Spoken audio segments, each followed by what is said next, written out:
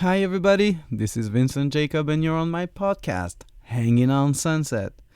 This week, I had the pleasure to meet Louis, the drummer, and Freddie, the guitar player of the band Atta Boy. They're from LA. They play some soft indie rock, I would say.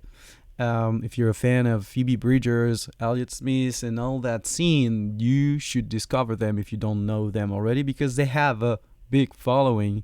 And yet, they're not playing exactly by the rules because they're not posting constantly. They're not releasing a new song every 6 weeks. They're not, I guess, very much on TikTok and all those platforms. And yet, they have a career. That's pretty impressive. And I wanted to know how they managed to do that. And actually, there are some answers. It was a pretty busy week for me. I got to watch last Wednesday the Cream magazine documentary. If you don't know Cream, it was a rock magazine in the 70s, and it was very edgy. It was funny. It was covering bands that major rock publications were not following at the time, covering like I don't know, all the Detroit scene, like the Stooges, the MC5, and there's a good reason for that. They were from Detroit. So basically they're relaunching the magazine, and I'm delighted because it's a huge inspiration for Hanging Out on Sunset. When we started 2 years ago, I wanted a little bit of that spirit in Hanging Out Sunset, something that is, opinionated, that doesn't really shy away from saying when something's not good, something that, is not our cup of tea. And I wanted to add some of the humor, and I guess that is transpiring in, on hangingoutsunset.com in all the articles we write, I hope.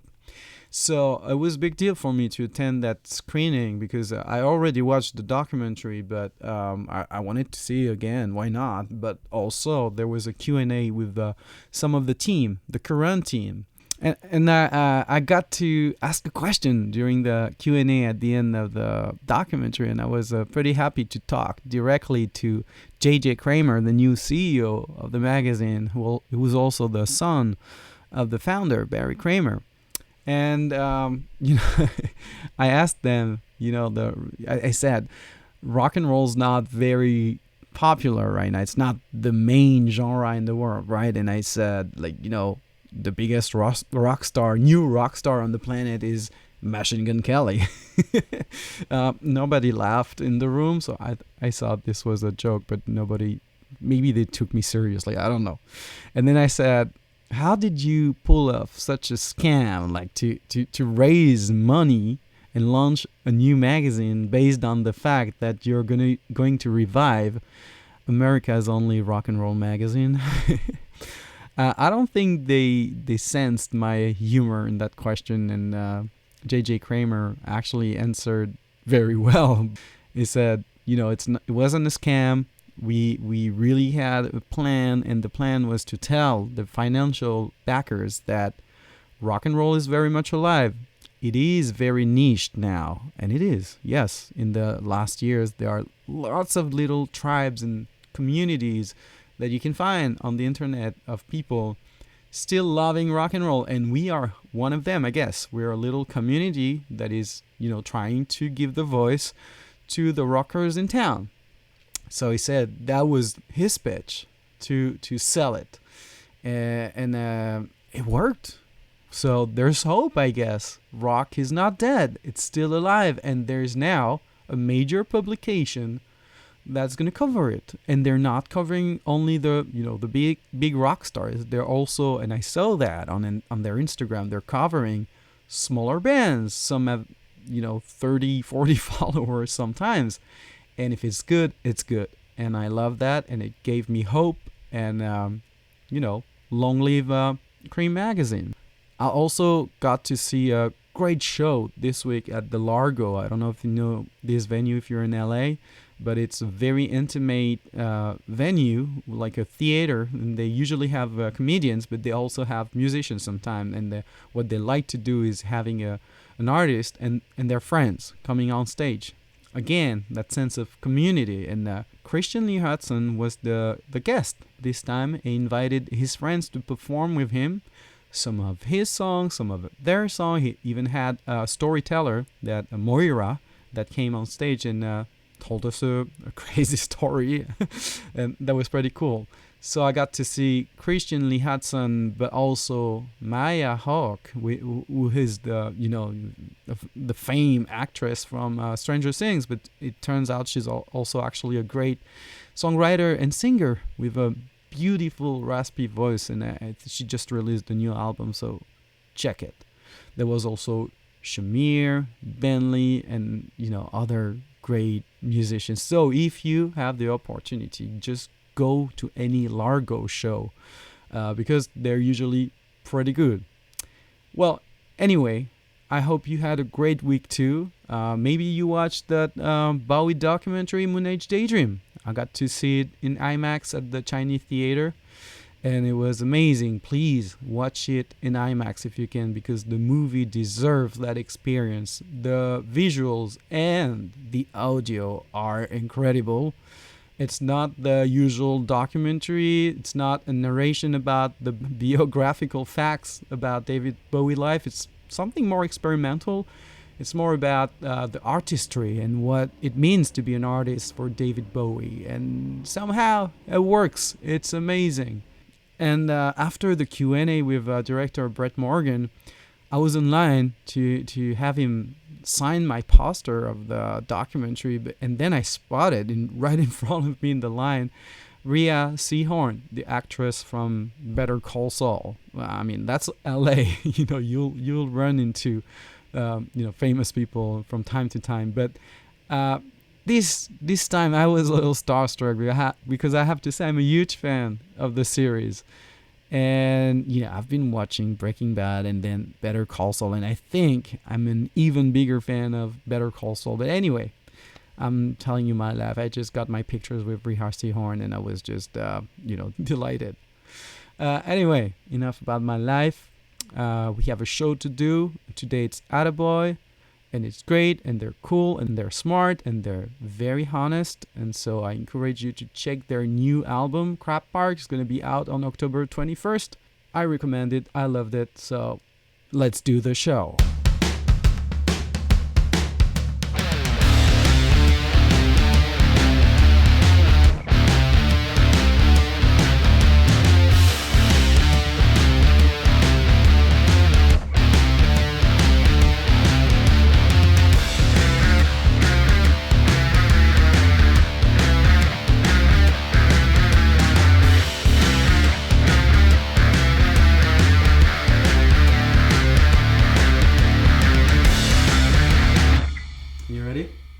Are we on Sunset?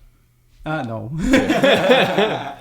Oh, all right, everybody. They just, blew up all my cover story about hanging on Sunset. It's a secret location. We're not really on Sunset. I'm Vincent, and you're on my podcast, Hanging on Sunset. And today I'm with Louis and Freddie from the band Atta Boy. Did I pronounce it correctly? With my French accent? Yeah. Atta Boy. Yeah. It does feel like maybe it's not the street sunset, it's more the vibe of sunset being sitting at a sunset. Yeah, that's right. I feel that. We have great sunsets over there. That's enough. Yeah. I'm not going to give too much clues about where we are. But no. Keep the you can catch a great alive. sunset around here. And actually, the name of the podcast is pretty ironic because a lot of people think it's a tribute to like 80s Sunset Strip. Yeah. But it's not. It's probably the music that I hate the most. To me, Sunset is more like the Sunset Strip of the 60s and 70s. Okay, All the Laurel Canyon community. Vibe. But actually, I thought it was a good name because when I walk right now on Sunset Strip, feels like a cemetery to me.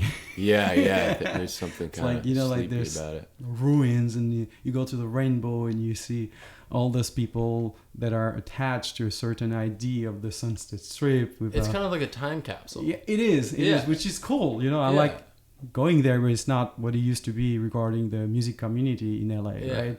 But I play countless times at the Viper Room. Mm-hmm. Oh yeah. I've done those shows, and actually I love this stage. I'm sorry to see it like being destroyed, I guess, next year or something The like Viper that. Room is? Yeah, they're gonna No do kidding. like another hotel complex. So. Thank God we need so many more of those. Yeah. Right. So anyway, Atta Boy, today you're about to release a new album. Yeah. Crab Around Park. October. Crab Park. So Yeah. I was just saying to Lewis that I listened to it this morning. I got the privilege to listen to it in advance. So, and I'm very happy because I really enjoyed it. So I'm very excited to talk about all this. But what we do on Hanging Out Sunset usually is we try to retrace your journey. And I want to start very early in your childhood. But we can start by saying that you guys started as a high school band, right? Yeah. So where was that?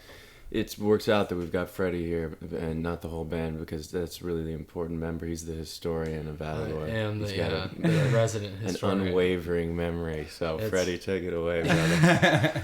Yeah, so we all went to middle and high school together. Okay. So Eden Dashel and I started in 6th grade and Lewis came in 7th. We all kind of like, had our own separate friendships and we all had classes together. Like we never were all really together before we became a band. Where, so Dashel and I started this like surf rock band our senior year of high school. And that went nowhere. We had like one song. And then we asked Eden, who Dashel had been in the jazz band with. And I think you had played a little bit you were in the music class? Yeah, I was in the music class, yeah. So they were all on like... So middle school band. Yeah, so they were all... So we had these things called teams. They were all on the other team and I was all by myself. So it was just sad.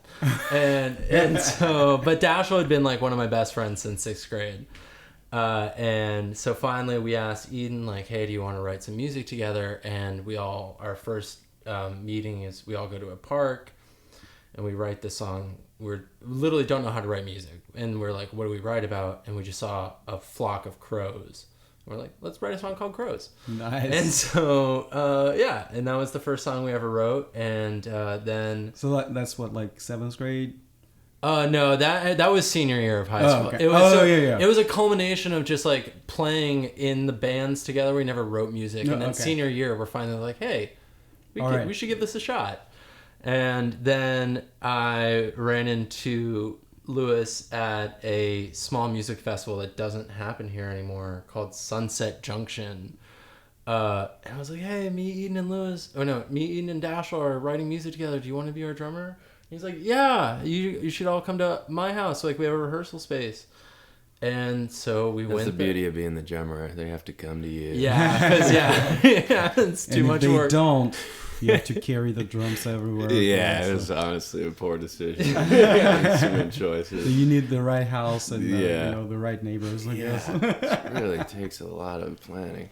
Luckily, eventually I got to the place where I had a rehearsal room, where I had a drum set and a lot of ice cream. So Lewis was very happy about coming over then. That's how they lure you to it's gotta be those sweet cones, baby. Yeah, it was literally the drumsticks. So we got the drummer with the Nestle drumsticks. But yeah, so we had our first rehearsal at Lewis's house, and Lewis had this cool little like old tape machine that was like a voicemail machine, I think. Yeah. And he put a little cassette in it, and we had recorded our first rehearsal ever, and we still have it.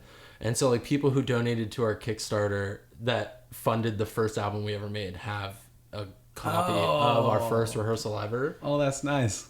Yeah. And so that's kind of how it came to be. We recorded our first album at this studio in Beverly Hills that is run by a guy named Jason Hiller, who you had met through Kyle. Yeah, I was in a band with my friend Kyle McNeil and Indio Downey, and we had Indio's stepdad was friends with this guy Jason Hiller, and he had a studio, and so we had kind of recorded with him, and he was kind of figuring out how to record all analog at the time, and oh, nice. And he was getting really good really fast, and I was like, oh, I know this guy Jason Hiller, and And so then we were like, we can record there. And all the while, my sister was starting to record with him. And then now my sister is married to him. And now he's my brother-in-law. Oh, that's a great story. Yeah, so we all just kind of became one big family, literally for them, and figuratively for us. And now, yeah, Lewis is a uncle now. So. Oh, nice. So we went very fast. So yeah, now sorry. We're out of high school. You're in your first year of college, and that's when it happened, right? Yeah, everyone moved away, and I had planned to go to college, and then I went to orientation, and I'm not going to name the school because I don't want to say anything bad about it, but the orientation was really overwhelming, and there was too many people there, so I was like, I'm not going to the school. So I took 2 years off while everyone else, Lewis was in North Carolina, Eden was in New York, and Dashiell was up in the Bay Area, and I was here in LA, and we would get together and see each other. So yeah, our first album was after everyone else's first year of post-high school. So that could have been the end of the band, actually. I think it probably would have been in most scenarios, but we were still kind of hungry to see what we could lay down, you know? And it was cool because we just like made it and put it out and didn't do anything, but it kind of weirdly collected, like built on itself like a snowball down a hill, you know?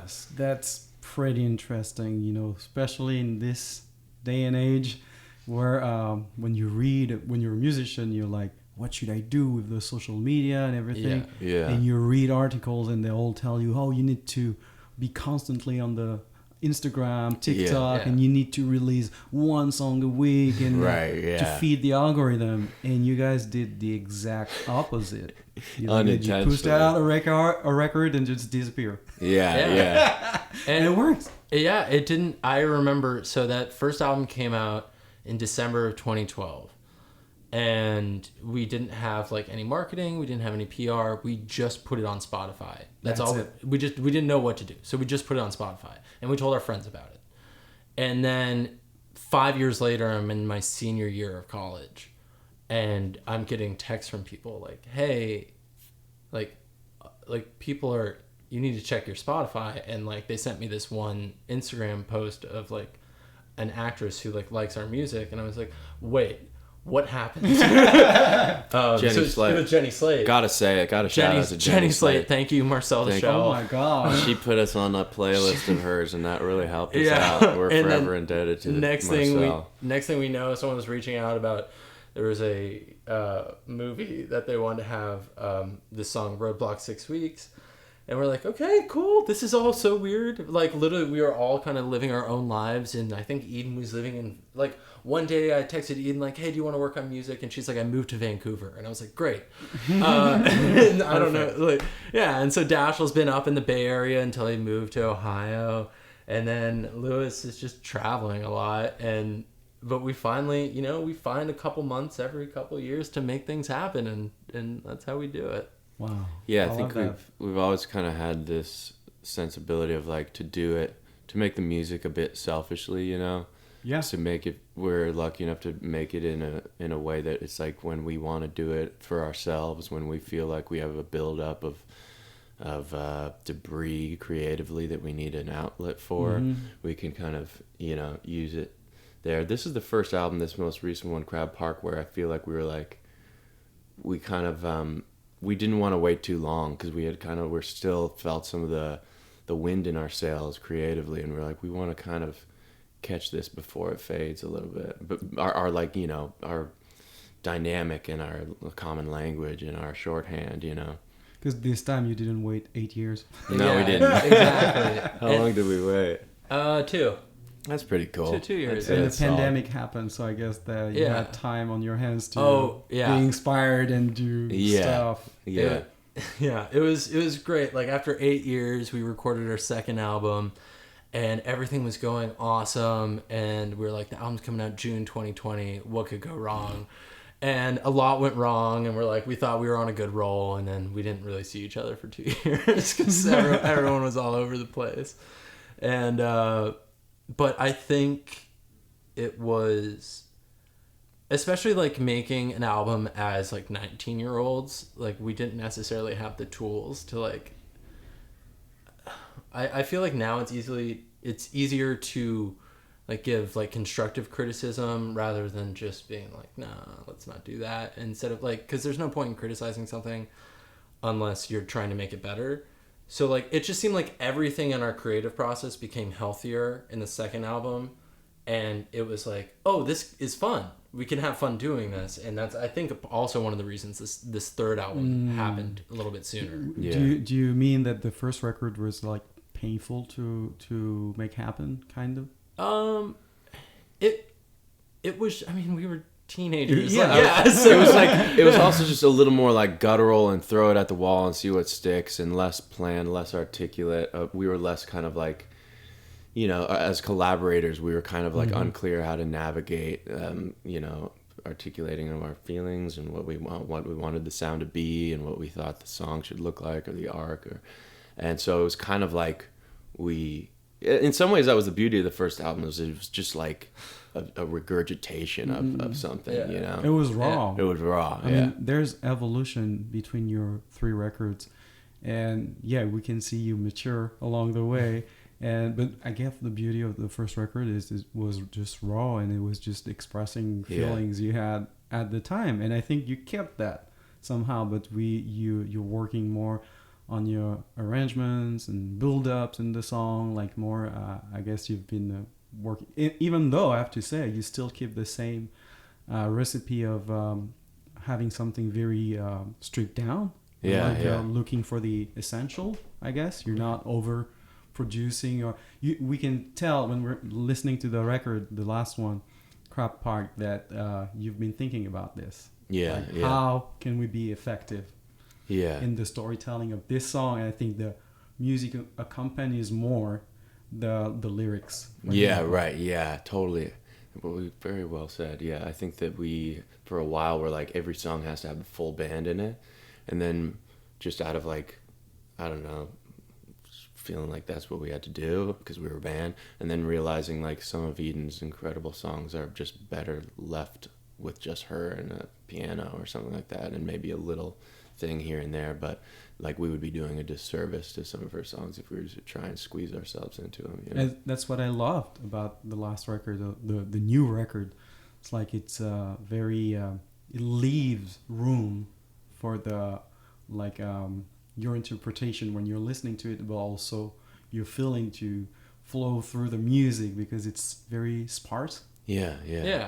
I also just think that Eden has such a good voice and her lyrics are so good that putting something so like orchestral or big might take away from that. And I want like her lyrics and Lewis's lyrics and Dashiell's lyrics. I'm literally the only person who has never written lyrics for this band. I contributed Jalapeno Poppers to Lucky. That was it. But their lyrics are so amazing that I don't think that there needs to be anything else to kind of I don't feel like we need to like overcompensate for like lack of Eden's or vocals or lyric writing. And then also kind of in our recording process is what we do is we record the 5 of us, Lewis, me, Eden, Dashiell, and Jason plays bass, when we're doing a full band piece, and we kind of have those general mixes for like a couple weeks, and then we kind of just listen to them, and we come back, and this time it was Lewis and I going back to the studio, and we're just trying to figure out little bits and bobs to add rather than like giant Do you things. remove stuff too? There was a couple songs we almost removed stuff from, and there's one song that was totally removed. Maybe two. But one thing I feel like we've always kept is like, and this is maybe just one way that Jason Hiller records, but there is a lot of like, it's a blemishes in all kind of process where a lot of times we're playing live and not to a click, and so there is this breathing room in it where it feels a little more organic, and so the temptation is in retrospect to remove a lot of those or to polish them up and to kind of try and, you know, catch our hand before we get, you know, our fingers in the pie too much and mix up the magic, because I feel like there is something magical about having those little flaws in there, you know. Yeah, totally. I think it's it's unusual today, like to record without a click in live. Yeah. You can feel it in your music. I didn't know, but there's something organic about it. Yeah. So it's definitely a great method of writing, because everybody now is on working on Pro Tools or on Logic, and everything is like to a grade. clinic Yeah. to a grade. Yeah. So that's great that you do that, and I can feel that, and also it matches what you were saying, like the confessional aspect of the lyrics, Yeah. which needs warmth, and you need to feel to be in that room with you guys, Yeah. with Eden. Well said. Yeah, the confessional aspect. Yes, there is love. that's one of the things that struck me the most when I listened to the record. I was like instantly driven to listen to what she has to say. Yeah. And it's at first I was like, oh, okay, this is very beautiful. It's a heartfelt record, and talking about romance and relationship, and then I'll listen to the whole record, and the more and more I listen to it, I see that it's also about struggles, like relationship struggles, and there's even this song Alex that really is poignant. Yeah, man. Yeah. And I was like, ooh, my gosh, we're diving into very deep seas here. So and it grows as long as you listen to the record. So you created a whole journey. That's what I felt like. Thank you. It wasn't like random songs. It's an album. Yeah. Like you go from one feeling and then you go deeper and deeper. That's what I felt. Yeah. And that's something we like kind of intentionally do. And I think Eden is a big driver in it. Like if she's written a song in the past, it's in the past. So like every album we've done is a snapshot of where we are like at that moment. Like we've never dug up something from the past to put it on a new album just because we thought it was that good. Like if we were to do that, we would probably make an album of old songs to like say like, hey, this is from what back then. But like every album is an exact snapshot of like what we're thinking and feeling when it's coming out. And I think that's one of the cooler things is that like it seems like every like people keep listening to our last two albums and being like, hey, I'm feeling this way right now and I needed this album right now. And it's just cool that each album kind of has a feeling and a sentiment that can resonate with a person at a specific time in their life. And yeah, we get really nice messages. So thank you to everyone who sends us nice things and about how much the music means to you. I guess that's why you have such a like loyal fan base, even though you're not really present, on a daily basis on the social medias and stuff. People resonate with the songs and they can feel part of their lives. Like that's what you were just expressing.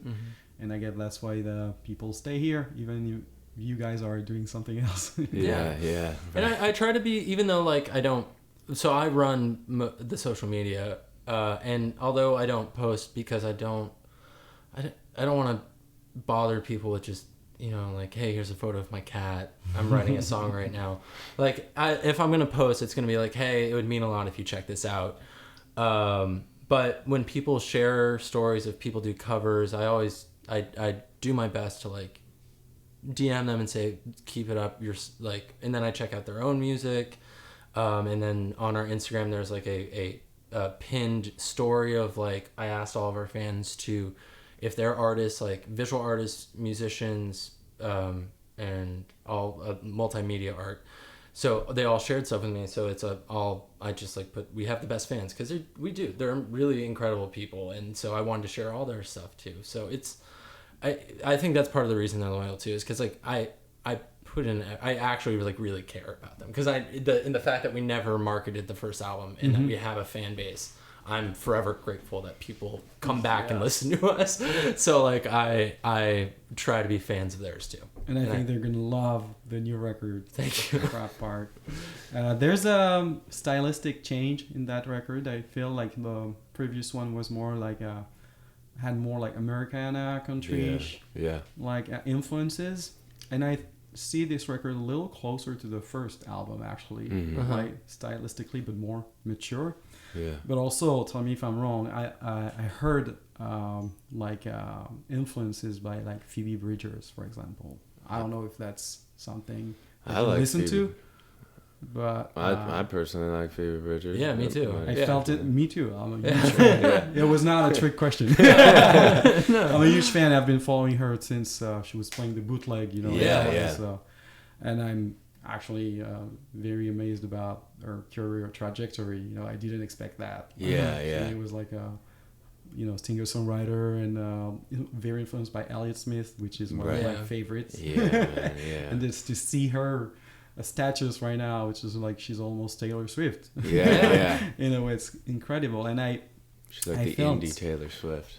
Yeah, exactly. And I felt in Eden's vocals, the melodies and stuff, some of the Phoebe Bridgers. I'm not trying to compare because you guys are very unique, and I'm just not trying to say. Are you kidding me? It's a great comparison. But I had the feeling that she had an impact on. We'd have to ask Eden, but I did notice that Eden had a lot of cool, new, interesting, like even just the way that the lyrics trickle out of her mouth had a different kind of rhythm, and even her own new kind of vernacular almost. I never asked her what the story was, but we'll have to hear from the horse's mouth. Yeah, it's not something like you. It wasn't like a discussion that we had. Yeah. No, but before we record, we do make like a playlist of like. Well, I didn't contribute to it, and I didn't tell anyone about that. But it's not like we didn't notice. Yeah, but Louis, Dashel, and Eden made an awesome playlist, and I felt like I didn't need to add to it. And so what was on that playlist? Let's see. Yeah, I mean, there was I think Eden put some Elliott Smith on there. That might be some of the origins. That might be it. And I think Dashel probably put some Lucy Dacus. Is it Lucy Dacus or Dacus? Don't ask me. With my French accent, I mispronounce everything. I've always said Dacus. We've got some like Sam Evian, Sharon Van Etten, Damon Horondo, Fugazi, Elliott Smith, Alex Cameron, Wyoke, Brian Eno, Lucy Dacus, who knows, Aphex Twin. Oh wow! Graham Nash, Julia Jacqueline. Oh, I love Julia Jacqueline. Me too. Brittany Howard, Grouper, LCD Sound System. A good mix in there. Yeah, and that's pretty amazing. I love all these artists. If you like them too, well, listen to Atta Boy. Yeah. Oh, that's great. So, how was the recording process this time? Were you guys recording at the same place or? So Jason actually split his studio kind of into two different places, and one is right above where we had our very first Atta Boy rehearsal. So it was pretty cool to be back there, and in a little bit of a bigger space. We did record most of the songs in the first studio we recorded in, and it's really like nostalgic to be there and like hang outside after recording, but I do like the second space a little bit more because Eden gets to be in the room with us. You're actually separated from isolates me a little bit. Yeah. So in each, I just realized that in each space someone's isolated, so that's kind of a bummer. But recording process, it's kind of the same. Sending lots of voice memos to each other. Eden being like, I can work with this one, or like this one maybe for another time. And then Louis and Dashel both came in with some really awesome songs. And usually we all kind of have our own separate meetings with Eden. Right? Yeah, it's so true. Yeah, and then we're like, "Hey, Eden, what do you think of this song? Can we make this work?" And she's like, "Yeah, let's do this." And then, so what do you do?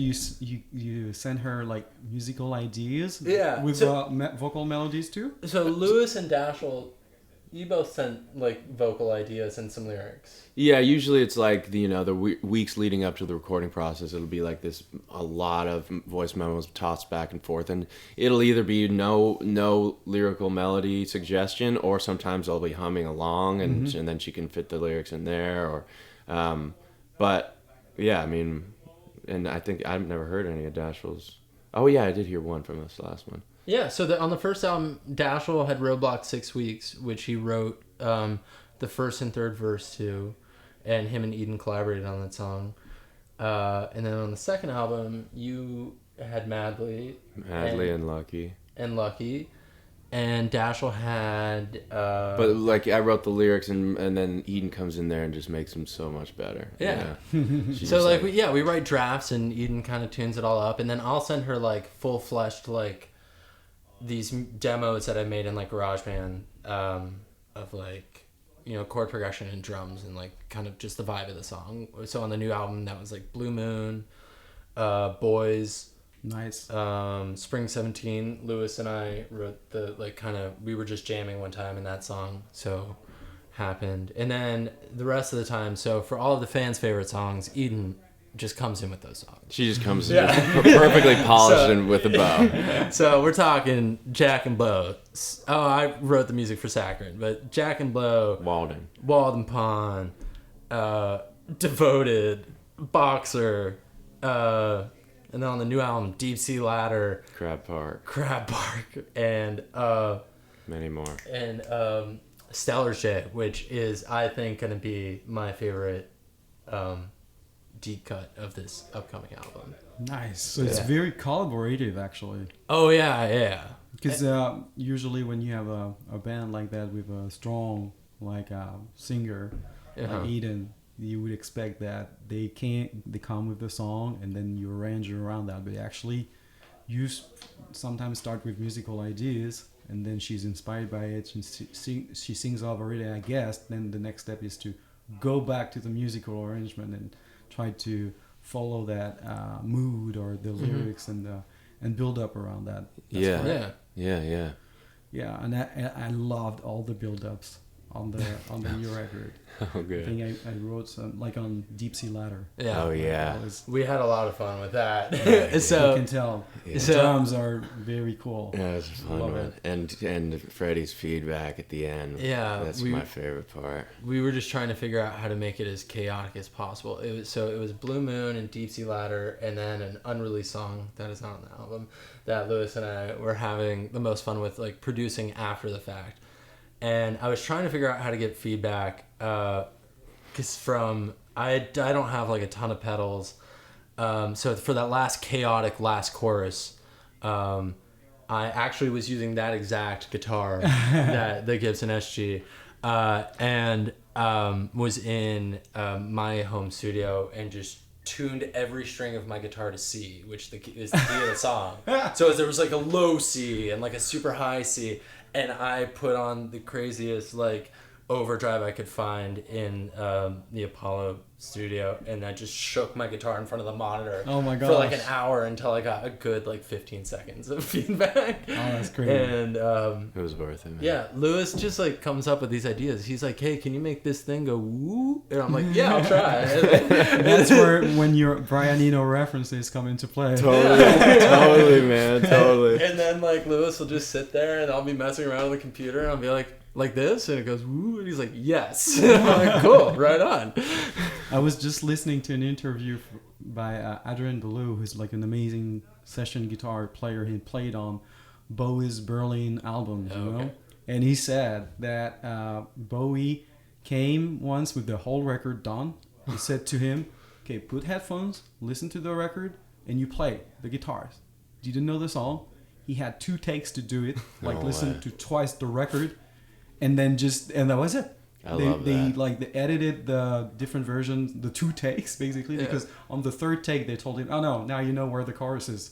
This is not gonna work." Yeah. Wow. Yeah. So that's pretty amazing. All the things you can do in the studio, like it's almost like a literary experimentation. You know, when there was like a French writer, he wrote an entire book without the letter E, I guess it was.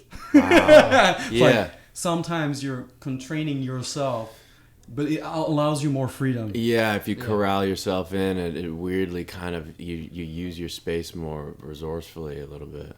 And I like that you guys, even though it's really stripped down and clear and leaves a lot of space, you still have that kind of approach, like having fun and trying to, come up with the right idea. Yeah. Musically. And I think another part of that is like making sure every part of the song is intentional and that you can hear it. Mm-hmm. So like we like at the beginning of Deep Sea Ladder, there's that synth sound, and we wanted it to be there at the beginning, so you knew it was there, but you can't hear it throughout the entire song. But if it was removed, you would feel it would feel so empty, like especially when you're listening on good speakers, you can kind of feel the whole time there's this like bellowing sound at the bottom of Deep Sea Ladder that's just like Nice. Yes. and it's just not sure how that's gonna pick up on the mic, but Don't get it. Don't worry. okay. So, I don't think you are like a touring band, or because you've been most of your work in the studio because you live apart, right? Yeah. So, is there any like tour preparation for this one, or it's still the same? Not necessarily for the album, but we've definitely talked about playing shows more than ever. So that's a good sign. I think your fans will be delighted. Yeah, that's definitely the most common request. It's either like, hey, do you have new music coming, or hey, are you playing shows? And then some people are just, it makes me laugh. But some people are like, you coming to Utah? I'm like, Can you come to my city? yeah. And I'm just like, okay, but like, sure, we'll figure it out. Are you like discussing like concrete plans right now, or? It's difficult with everyone's schedules, and like as much as we'd like to have everyone participate in it, I think it's hard because this is like everyone's kind of second project or second job. Obviously, the main calendar that we would follow is probably Eden's, because we wouldn't want. I'm not going to sing any of these songs for anybody. So, yeah, I mean, we would definitely like to play shows. I don't think we'd ever be able to pull off like a 3-month or like 4 months tour. Yeah. Like we would maybe be able to find like 2.5 weeks at a time, like every few. But we'd would have to figure out, we'd have to spend a couple weeks playing, rehearsing and figuring out how we would perform a lot of these live, you know? Because some of them, we'd need Jason on tour with us. Jason, who records, plays bass on all of it. He's sort of like a band member in disguise. Yeah, I was going to ask about that, because I see there's no official bass player in the band. Yeah, he's a little older than us, and he maybe doesn't. We couldn't ever find a better bassist. He's my favorite bassist in the world. Wow, that's a statement. Besides, you're my favorite guitarist, Freddie. Okay. Good. But yeah, and it's also tough. I mean, he's new father, so yeah, there's a lot of variables, but we're definitely talking about it. Yeah, and it's more likely than ever. So, but it's not your career plan to become like a tour band, No. It's not No. And it wasn't ever the plan, because obviously There was never a plan. No, there was no plan. There's no plan. That's why it's so weird. Good, I guess, because you're not pushing, or you're not trying to sell something, in an obvious manner. Yeah, and we're never gonna put anything out there that we're not proud of. Like that's one of the major. Like we're not gonna make music that we think. That's why we've cut songs from albums. Yeah. We're like, this isn't. It's either not ready or it's just not to the point where we need it to be. And yeah, so I mean that's the plan. It's just to make music that we're proud of and hope people like and that's kind of it. And then we'll play good. Some shows. That's healthy. Yeah, simple as that. Yeah. And then I mean, amazing. We would obviously try to find, do like regions at a time, like maybe like a Midwest to Northeast kind of thing, or like a Pacific Coast type tour, instead of like we can't. I hope to see you guys in LA sometime. We want to. I've talked to Eden about Viper Room? Yeah. Before it gets shut down. Yeah. We'll save the place. But that's not going to happen. Eden and I have talked about LA. We want to work up to LA since it is our hometown and all of our family's here. We don't want our first show to be here. It's too much pressure. I don't want to suck in front of my parents. It's funny because I read somewhere that you were convinced that the first album will be only listened by your family. Yeah, we were. It was literally a Kickstarter with the main contributors were each of our parents and cousins and then a couple friends from high school, and then some of them got we made Atta Boy like baseball cards. So there were like 4 people out there with a set of 10 Atta Boy baseball cards. And we thought that was it. And it wasn't, and that's the beauty of it. Yeah. Tell me how music started for you, like individually. Like how did you get drawn to that? Was there a particular time where you're like, oh, this is it, I want to play music and I want to be like this artist or this artist? I mean, I think I started on the piano just because my sister and brother both play instruments, and I wanted to do something, but the piano was too.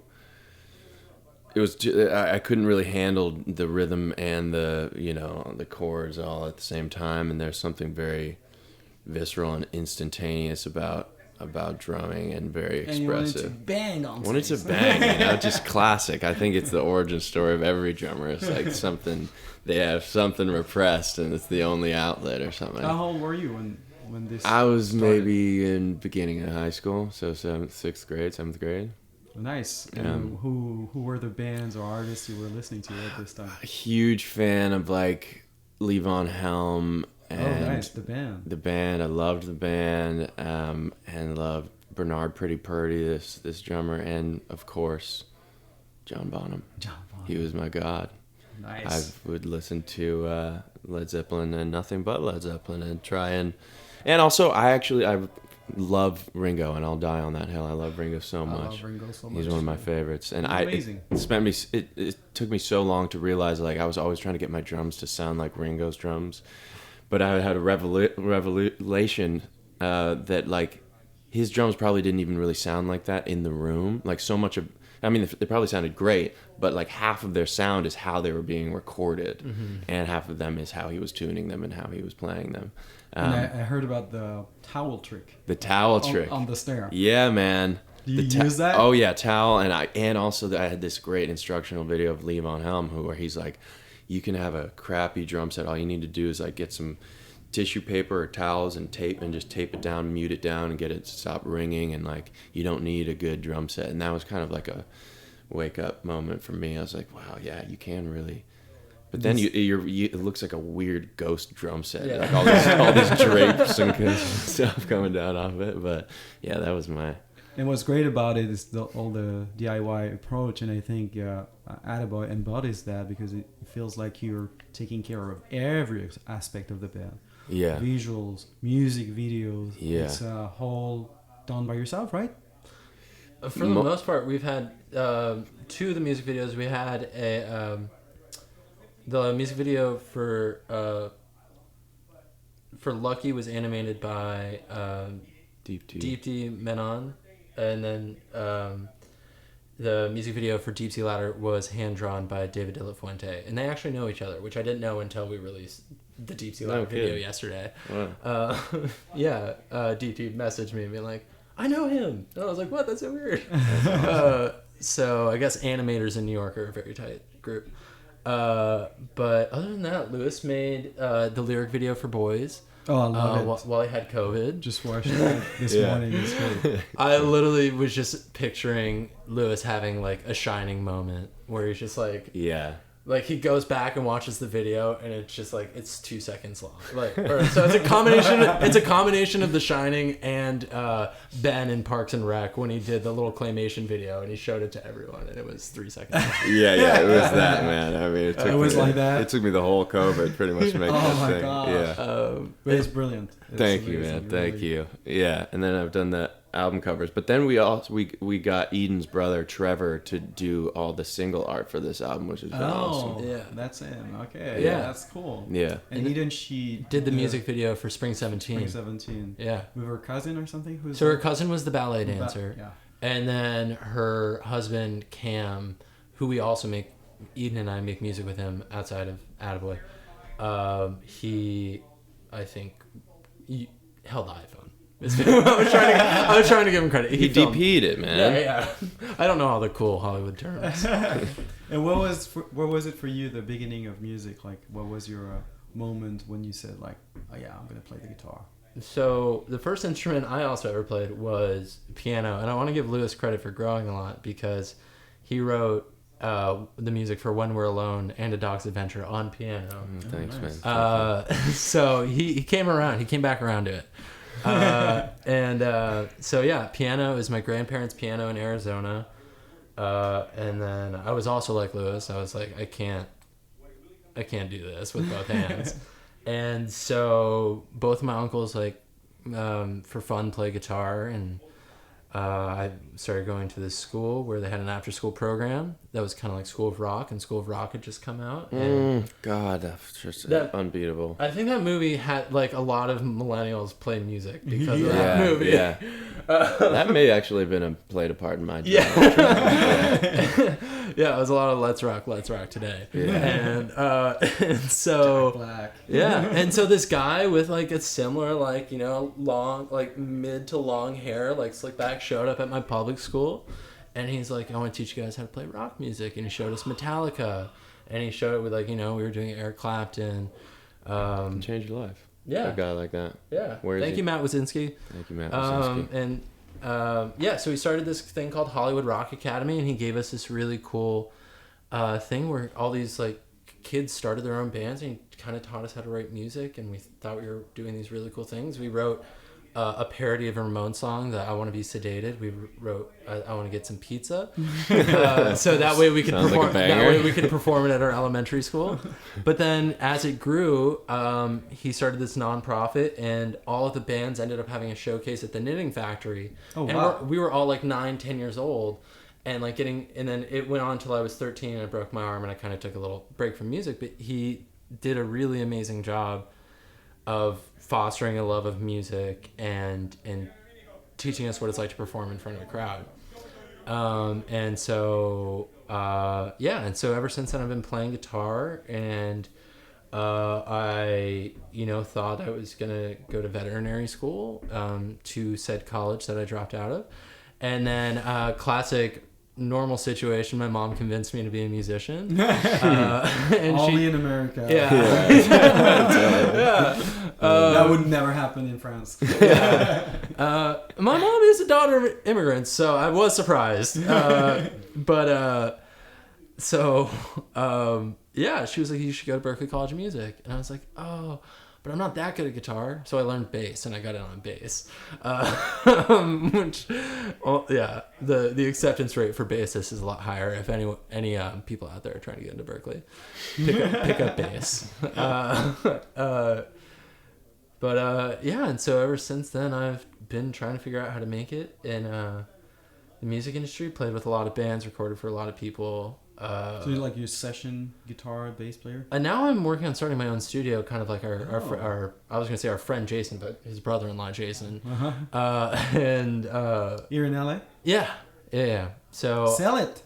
Go for it. yeah. When is that gonna happen, or is it still? Are you? So I'm getting the acoustic treatment set up soon. Okay. And but where is this gonna be? in West LA. West LA. Yeah. Perfect. Yeah. So it's literally about 15 minutes away from here. And That's what are you cool. going to call it? So it's gonna be called Mixed Up Studios Cool. because mixed up, because, you know, you mix music, but also like I've dealt with like mental health issues. Nice. So I'm kind of a little mixed up in the brain. And then also my family is mixed. I'm mixed.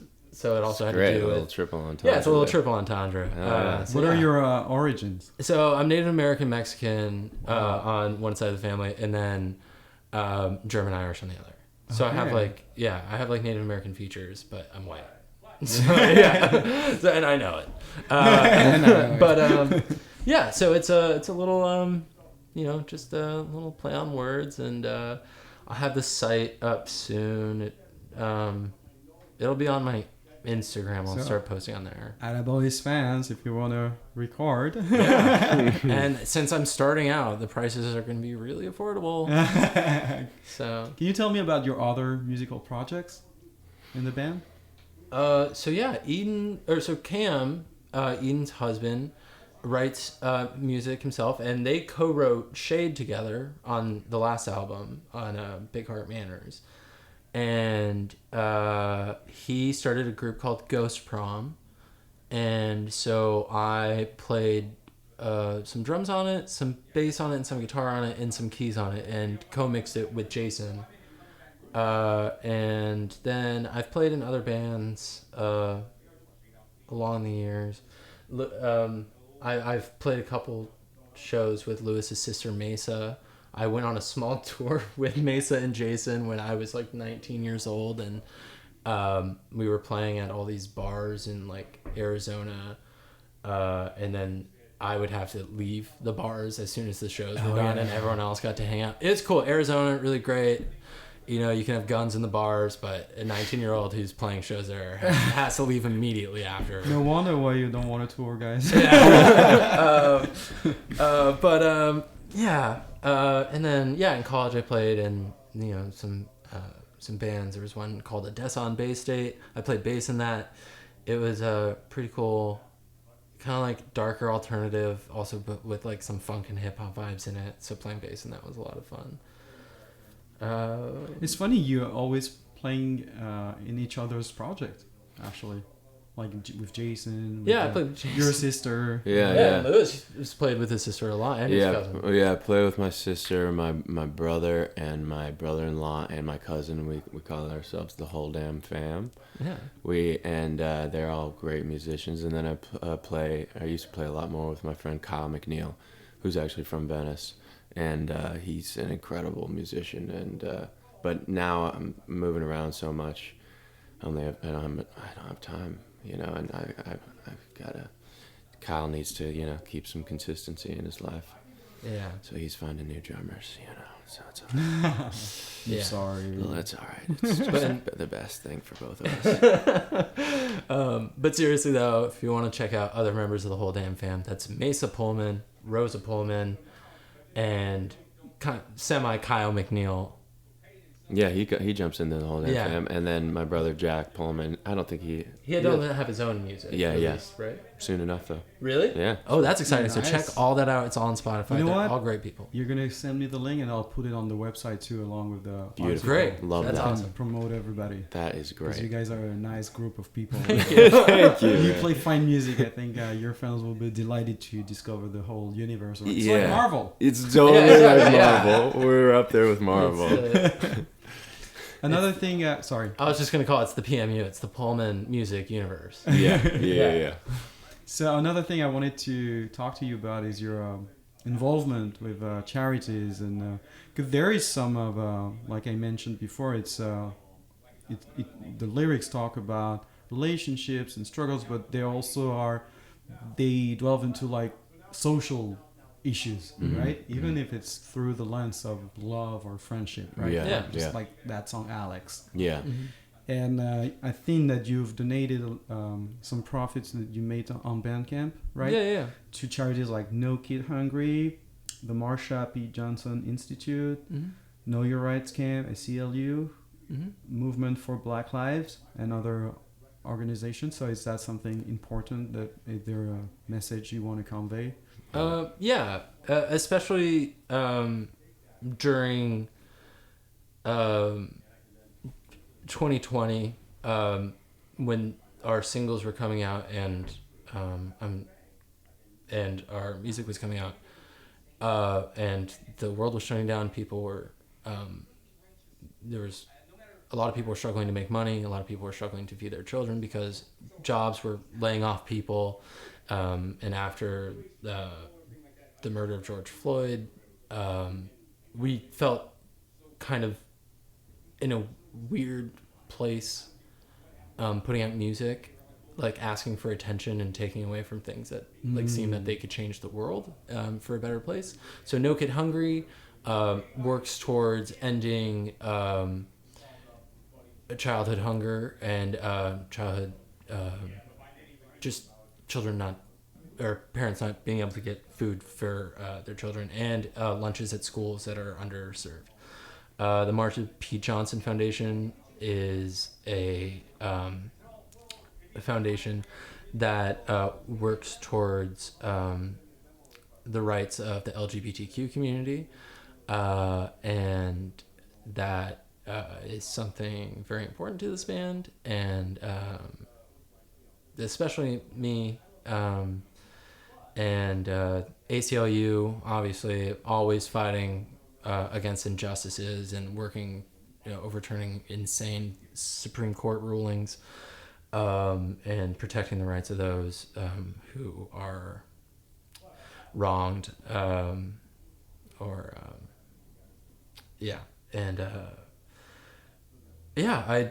felt like, it's the least we could do. And I mean, there was a few people on Instagram who were like, hey, like, because we don't, I think we were talking about donating to one of the Minnesota bail funds for after, I think it was Jacob Blake in Kenosha. No,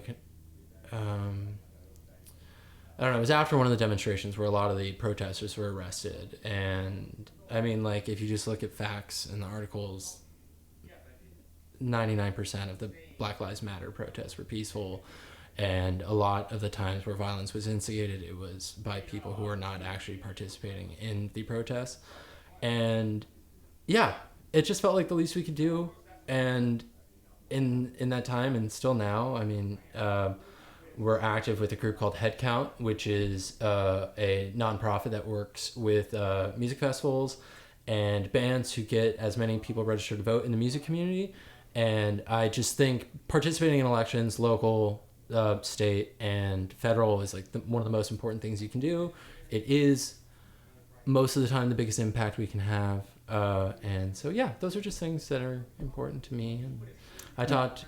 Oh, sorry. No, sorry. No. And so I just saw recently, like, I think it was Jennifer Lawrence or someone like that who said, like a famous actress who said, we cannot be apolitical anymore. Yeah. We have to take a stand because those times are challenging the democracy. And even though you're not Rage Against the Machine, yeah, we're not getting arrested out of Wall Street. You still want to have a political voice. Yeah, and a little more of a grassroots perspective. Yes. Yeah, totally. Yes. And it's like a lot, elections really matter to me, and I wish that participation was even higher in our age group, especially at the local level. I remember voting for mayor one year and finding out that in LA, like, it was...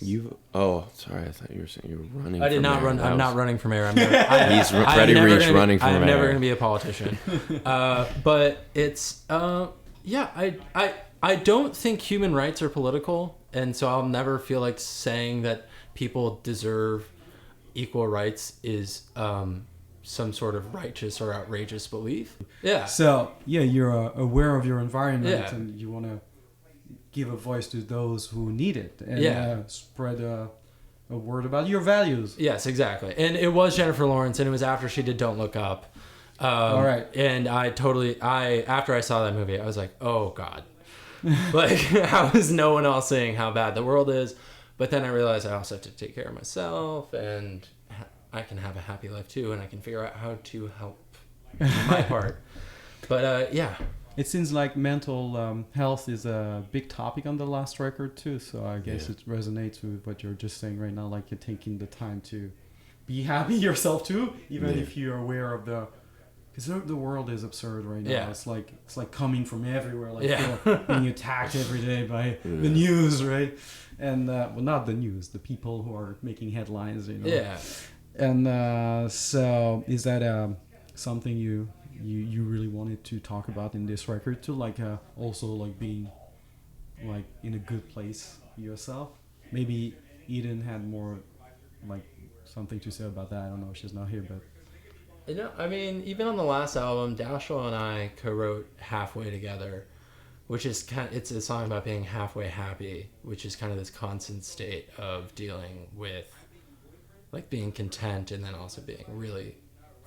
Can I curse? yeah. Okay. Really fucking mad about a lot of things. And then Dashel had this motto last album that was just like, he would always say nothing matters.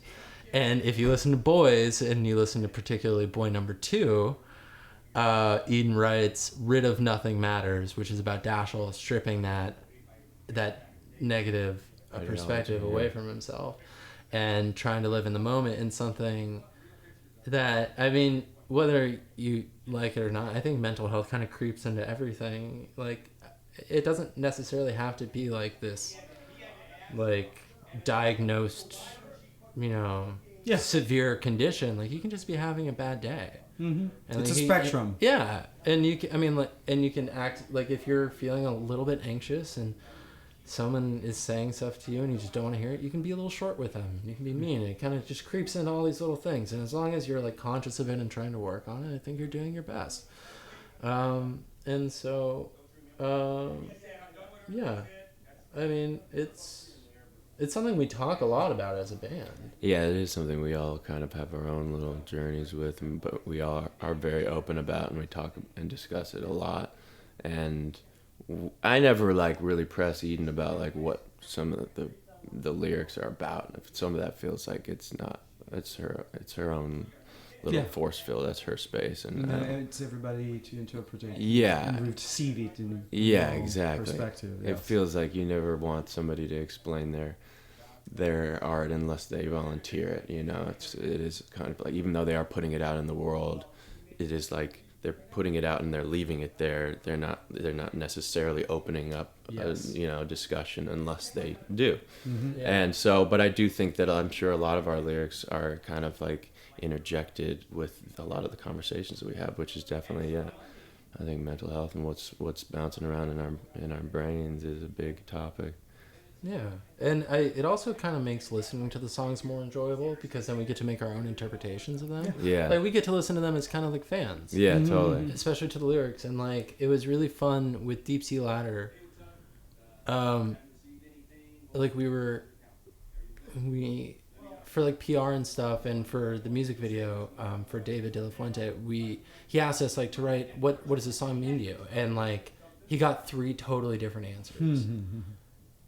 But that all had like some inkling of connection. So like Eden got to write what the song was actually about, and I've never actually seen it, so I still don't know what the song's actually about. And then Dasher and I had our own interpretations of it, and it was, I mean, the final product was amazing. So just like, and then so it was an incorporation of like all of these different ideas, and because David got to make, you know, his decisions also based on what the song meant to him, because he was given the lyrics, he was able to like analyze all them. So yeah, it's kind of fun approaching them from a perspective where we still get to analyze them without actually knowing if we're right or not.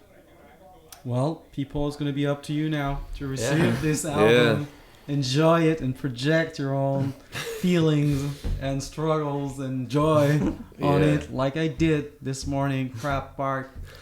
Loved it. It's a journey. So I'd like to end the conversation by playing one of the new songs. Which one should we play on the podcast? Well, when's this coming out? What? When is the podcast coming out? Probably next week. So what's the last? So the most recent song is Deep Sea Ladder. Yeah, that's the one we're going to listen to. Yeah, Okay. yeah, I think that sounds great. I'm not going to spoil any new song. Don't worry. Thank you so much for joining me today and having this conversation. Thank you. Thank you for And, the great questions. I can't just wait to see you play sometimes in LA. Yeah. Please come to my city. We will. We'll be on Sunset soon. Yeah. Oh yeah.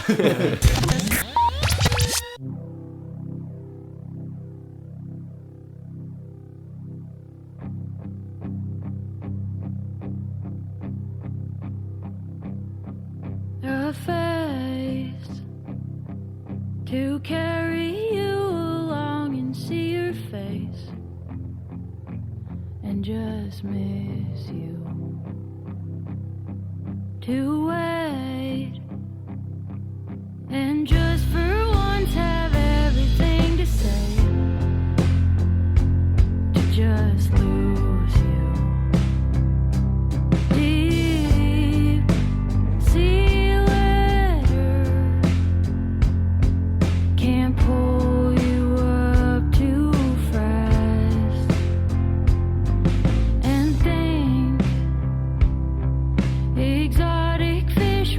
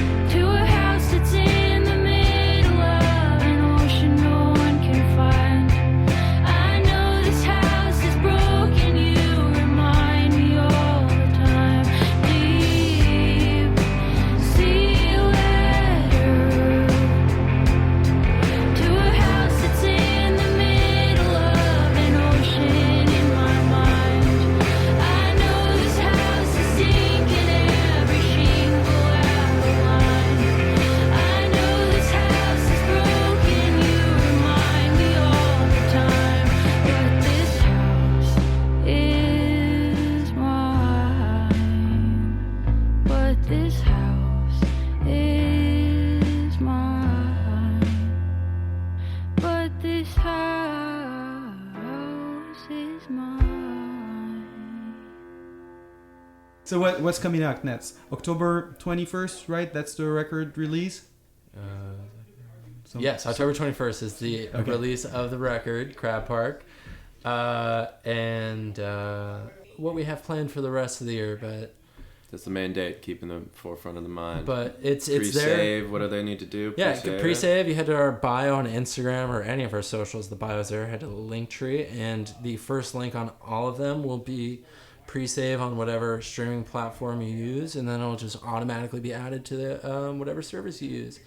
And then that will be there to let you enjoy the rest of the year. And soon we will have pre-sales for vinyls for the album. Ooh. Yeah. And then hopefully... I'll be one of those guys. Thank you. For saving it. Nice. Thank you so much. Thank you so much. Appreciate it. Have a nice day and have a great release. Thank you.